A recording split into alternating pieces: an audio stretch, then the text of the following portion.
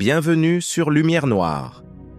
Imaginez fuir votre pays natal pour échapper à l'obscurité, mais découvrir que les ténèbres vous ont suivi jusqu'en Europe. Aujourd'hui, je vous partage l'histoire bouleversante d'une jeune Congolaise de Kinshasa, traquée spirituellement par une sorcière puissante. Un témoignage qui prouve que même face aux forces des ténèbres, Dieu peut tout changer. Si cette histoire touche votre cœur, abonnez-vous et likez pour soutenir notre chaîne. Restez jusqu'à la fin, vous serez transformés. Chapitre 1. La fuite vers l'Europe. Le cauchemar qui traverse les océans. Tout a commencé dans les ruelles poussiéreuses de Kinshasa, où vivait Grace, une jeune femme de 24 ans au regard pétillant et au sourire qui illuminait même les journées les plus sombres. Fille unique d'une mère commerçante et d'un père mécanicien, Grace incarnait l'espoir de toute sa famille. Brillante élève, elle avait décroché une bourse d'études pour poursuivre ses rêves en Belgique. Pour ses parents, c'était la bénédiction tant attendue. Pour Grace, c'était le début d'une nouvelle vie loin de la pauvreté qui étouffait son quartier de Lemba. Mais ce que personne ne savait, c'est que cette bénédiction allait déclencher la fureur des ténèbres. Dans le Congo profond, les succès ne passent jamais inaperçus.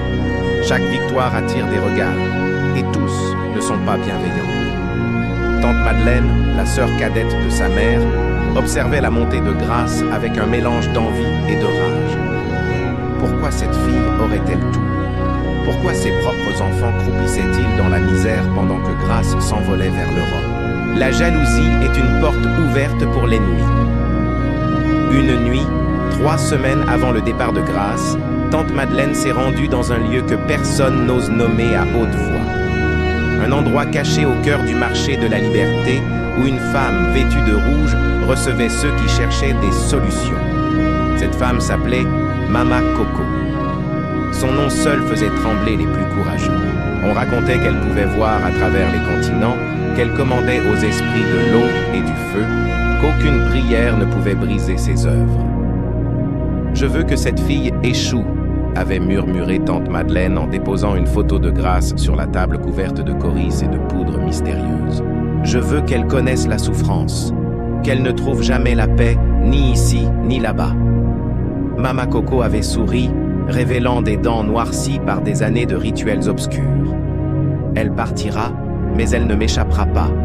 Où qu'elle aille, mes esprits la suivront. Elle ne connaîtra ni repos, ni joie, ni succès. Sa vie deviendra un enfer vivant. » Le pacte était scellé. Les jours suivants, Grace a commencé à faire des rêves étranges. Elle se voyait dans une forêt dense, poursuivie par une femme en rouge dont le rire résonnait comme 1000 voix superposées. Elle se réveillait en sueur, le cœur battant, incapable de se rendormir. Sa mère la rassurait. « Ce sont juste les émotions du voyage, ma fille. Tout ira bien. » Mais au fond d'elle, Grace sentait que quelque chose n'allait pas. Le jour du départ est arrivé. L'aéroport de Njili grouillait de monde. Ses parents pleuraient de joie et d'inquiétude mêlées. Son père lui a glissé une petite Bible dans son sac à dos. « Garde toujours ceci près de toi, ma fille. Dieu est plus grand que tout. » Grace avait hoché la tête, émue, sans comprendre à quel point ses paroles seraient prophétiques. L'avion a décollé. À travers le hublot, Grace regardait Kinshasa s'éloigner, ses lumières vacillantes disparaissant peu à peu dans l'obscurité. Elle pensait laisser derrière elle tous ses problèmes. Elle ne savait pas qu'elle emportait avec elle une malédiction qui traverserait l'Atlantique. À son arrivée à Bruxelles, tout semblait merveilleux. Le froid mordant de l'hiver européen, les bâtiments majestueux, les rues pavées. C'était un autre monde. Elle a emménagé dans une petite chambre d'étudiant à Ixelles, un quartier multiculturel vibrant. Ses études en sciences infirmières ont commencé sur les chapeaux de roue.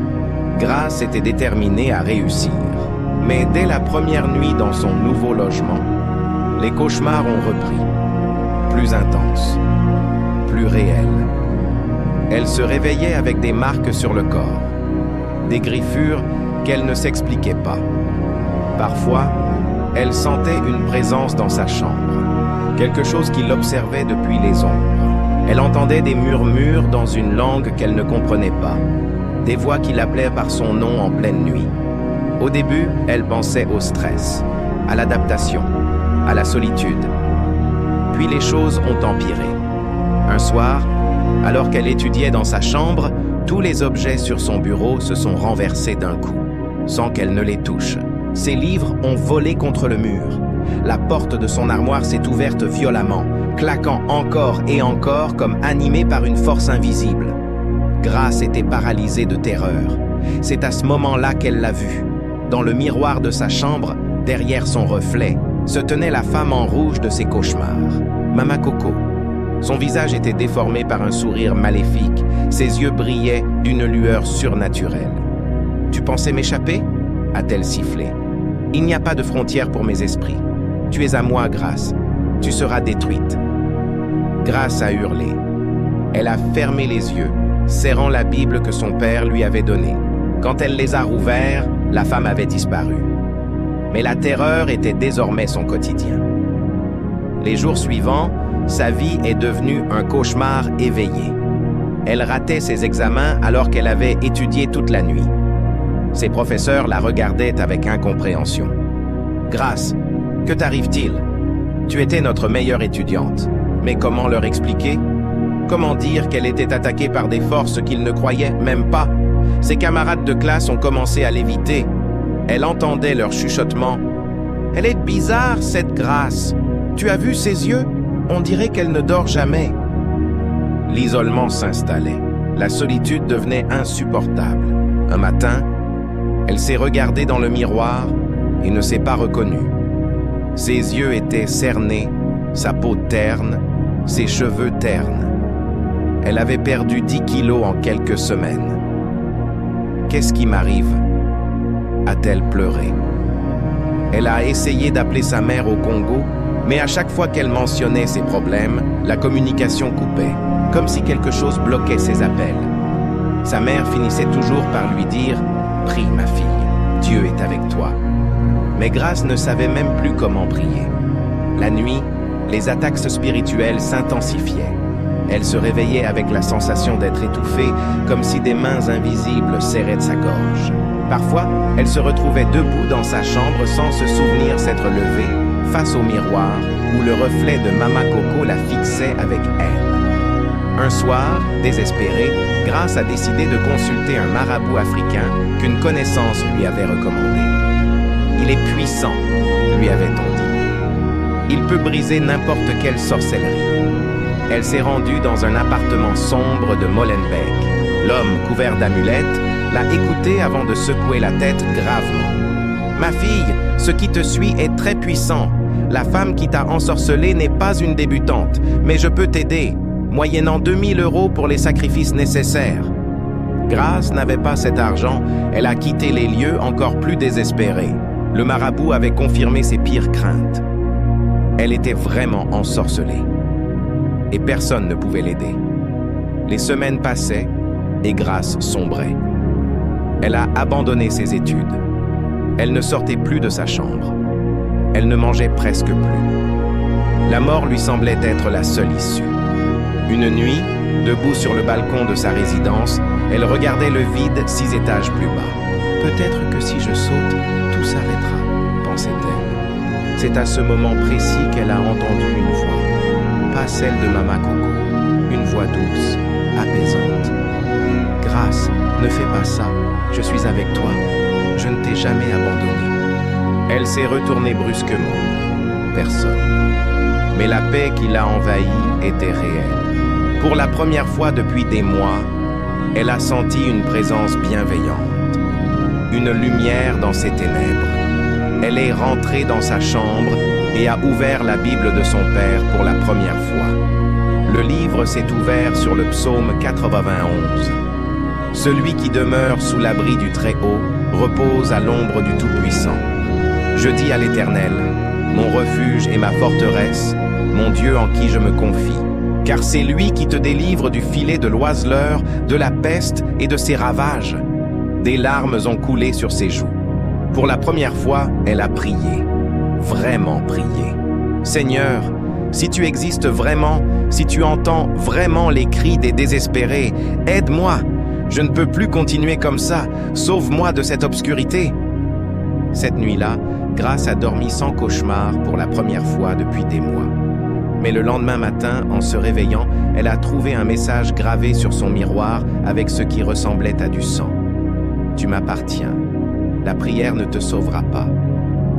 La guerre spirituelle ne faisait que commencer. Cette histoire vous touche? Attendez de découvrir la suite. Likez cette vidéo et abonnez-vous à Lumière Noire pour ne rien manquer du combat extraordinaire de Grace. Dans le prochain chapitre, vous découvrirez comment Dieu intervient de manière miraculeuse. Partagez cette vidéo avec ceux qui ont besoin d'espoir. Chapitre 2. La bataille pour la délivrance. Quand le ciel répond aux cris du désespoir. Le message sanglant sur le miroir aurait dû briser Grace, définitivement. Mais quelque chose avait changé en elle cette nuit-là. La peur était toujours présente, mais elle n'était plus seule. Cette paix inexplicable qu'elle avait ressentie après sa prière refusait de partir complètement. C'était comme si une petite flamme s'était allumée dans son cœur, fragile mais résistante. Elle a pris son téléphone et a cherché Église congolaise Bruxelles sur Google. Des dizaines de résultats sont apparus. Elle ne savait pas par où commencer, mais son doigt s'est arrêté sur une petite église dans le quartier de Matonge, Église de la Restauration Divine. Quelque chose en elle lui disait d'y aller. Le dimanche suivant, Grace a rassemblé tout son courage et s'est rendue au culte. En entrant dans ce petit local transformé en lieu de culte, elle a été accueillie par des chants puissants en lingala et en français. Les fidèles levaient les mains, pleuraient, priaient avec une ferveur qu'elle n'avait jamais vue. L'atmosphère était électrique, chargée d'une présence qu'elle ne pouvait expliquer. Le pasteur, un homme d'une cinquantaine d'années, nommé Pasteur Emmanuel, prêchait sur la délivrance. « Il y a quelqu'un ici aujourd'hui » a-t-il déclaré soudainement en pointant dans sa direction. Quelqu'un qui est poursuivi par des esprits depuis le Congo.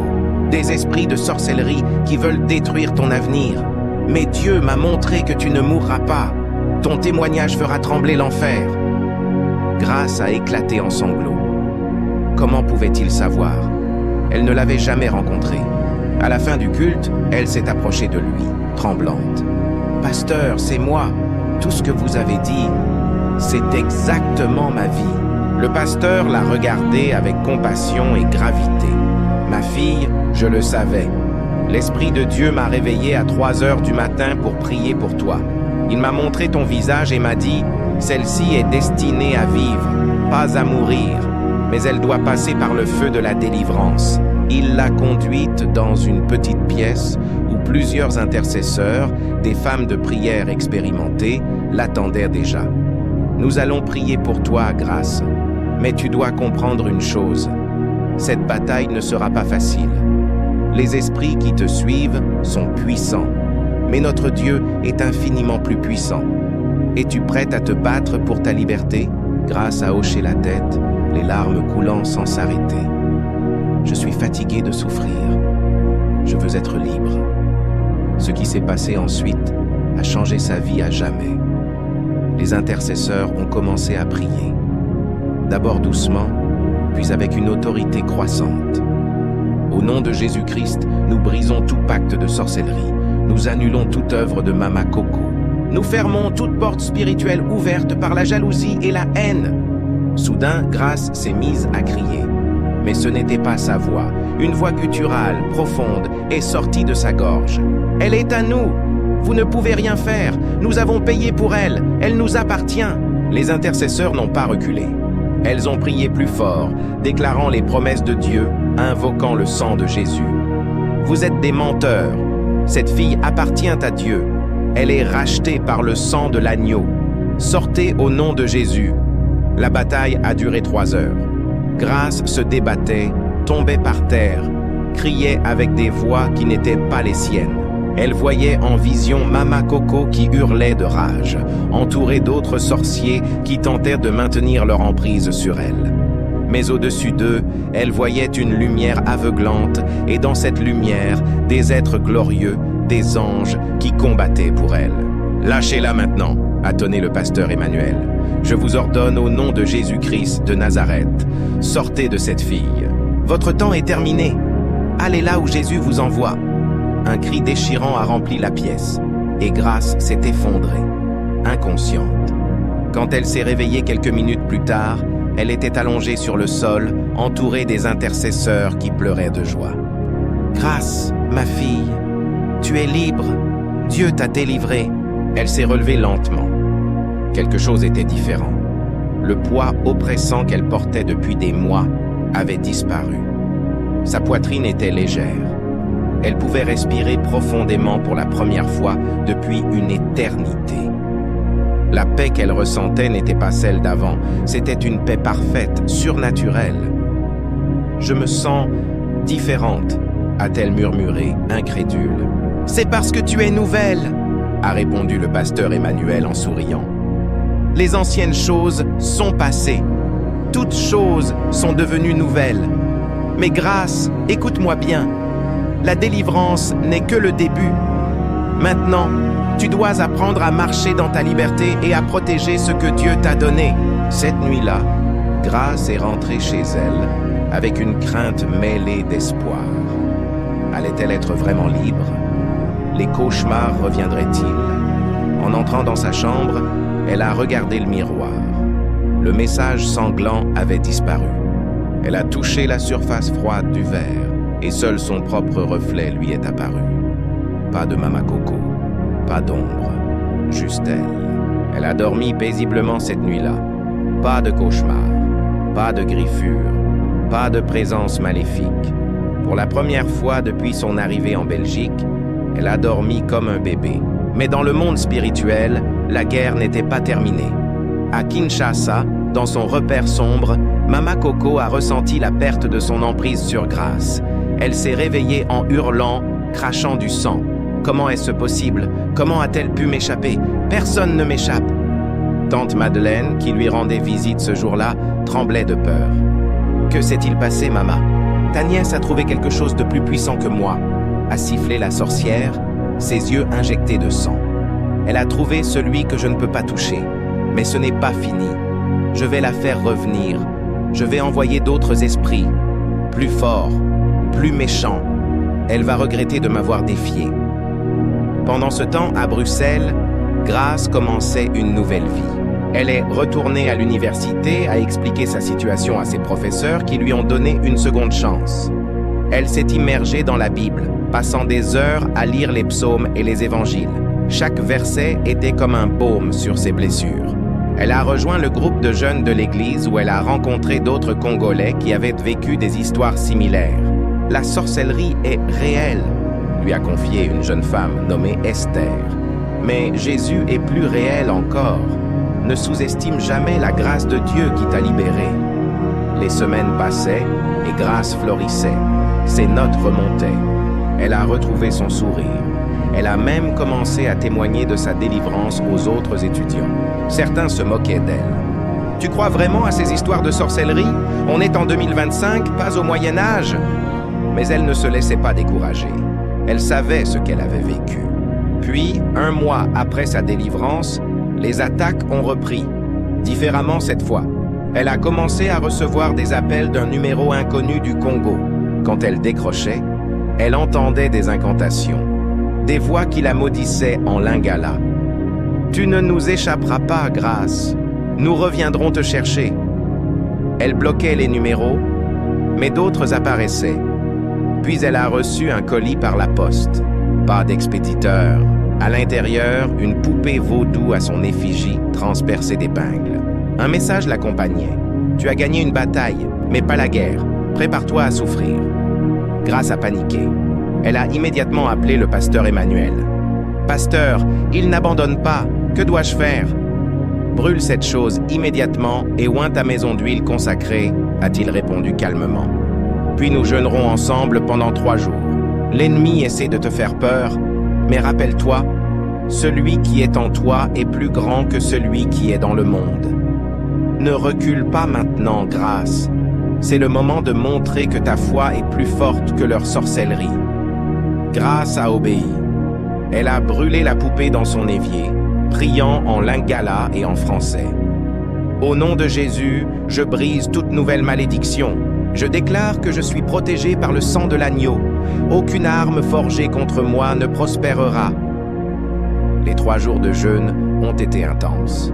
Elle priait, lisait la Bible, chantait des cantiques. L'Église entière intercédait pour elle. Le 3e jour, pendant qu'elle priait seule dans sa chambre, elle a eu une vision. Elle se trouvait dans un tribunal céleste. D'un côté se tenaient Mama Coco et d'autres sorciers l'accusant devant un trône glorieux. Elle nous a été donnée. Nous avons des droits sur elle. De l'autre côté se tenait une figure lumineuse qu'elle a immédiatement reconnue, Jésus. Il n'a pas débattu, il n'a pas argumenté. Il a simplement levé ses mains percées et a dit « Elle est à moi. Je l'ai rachetée, affaire classée. » Les accusateurs ont hurlé et ont été emportés par des anges. La vision s'est estompée et Grace s'est retrouvée à genoux dans sa chambre, pleurant de gratitude. « Merci Seigneur. Merci de m'avoir racheté. » Dès ce jour, les attaques ont cessé. Complètement. Mama Coco elle-même est tombée gravement malade au Congo. Les esprits qu'elle avait envoyés contre Grace s'étaient retournés contre elle. Tante Madeleine, terrifiée, a couru voir le pasteur du quartier à Kinshasa pour confesser son péché et supplier Dieu de pardonner. « J'ai voulu détruire ma propre nièce par jalousie », a-t-elle pleuré. « Et maintenant je suis tourmentée jour et nuit. Aidez-moi, pasteur. Je veux me repentir. » Le pasteur l'a conduite à la repentance et elle a appelé Grace pour lui demander pardon. Au début, Grace était choquée, furieuse. « Comment as-tu pu faire ça? Je suis ta nièce, tu as failli me tuer. » Mais l'Esprit de Dieu lui a rappelé. « Si je t'ai pardonné, qui es-tu pour ne pas pardonner? » Avec des larmes, Grace a pardonné à sa tante. Ce pardon a brisé les dernières chaînes spirituelles. 1 an plus tard, Grace a obtenu son diplôme d'infirmière avec mention. Elle travaille aujourd'hui dans un hôpital de Bruxelles où elle témoigne ouvertement de ce que Dieu a fait dans sa vie. Elle est devenue intercesseur dans son église et aide d'autres jeunes Africains qui vivent des oppressions spirituelles. Mama Coco, elle, a perdu tous ses pouvoirs. Les gens qui venaient de la consulter ont découvert qu'elle ne pouvait plus rien faire. Humiliée, elle a fini par se convertir à Christ après avoir vu en vision Jésus lui dire « J'ai vaincu Grace parce qu'elle m'a choisi. Si tu ne te repens pas, tu seras perdu éternellement. » Aujourd'hui, elle témoigne dans les églises de Kinshasa de comment elle a servi Satan pendant 30 ans avant que la lumière de Christ ne la libère. L'histoire de Grace est devenue un témoignage puissant dans toute la diaspora congolaise. Elle rappelle une vérité fondamentale. Peu importe la puissance de l'obscurité, la lumière est toujours plus forte. Dieu peut tout changer. Il peut transformer le cauchemar en témoignage, la victime en vainqueur, le désespoir en espoir. Grace a récemment créé un ministère en ligne appelé De l'ombre à la lumière, où elle aide des milliers de jeunes Africains en Europe qui traversent des épreuves spirituelles. Son message est simple mais puissant. Si Dieu m'a libéré, il peut te libérer aussi. N'abandonne jamais. La bataille est déjà gagnée. Et chaque fois qu'elle raconte son histoire, elle termine par ces mots. Je devrais être morte ou folle aujourd'hui, mais je suis vivante, saine d'esprit et libre. Pas à cause de ma force, mais à cause de la puissance du nom de Jésus. Ce nom est au-dessus de tout autre nom, même au-dessus de Mama Coco. Vous venez de découvrir une histoire de délivrance extraordinaire. Si ce témoignage vous a touché, touchez le bouton like et abonnez-vous à Lumière Noire pour plus d'histoires qui prouvent que Dieu peut encore changer nos vies. Partagez massivement cette vidéo avec tous ceux qui ont besoin d'espoir. Commentez « Je crois » si vous croyez que Dieu peut transformer n'importe quelle situation. Que la lumière de Christ brille dans votre vie comme elle a brillé dans celle de Grace. À très bientôt pour un nouveau témoignage puissant sur Lumière Noire.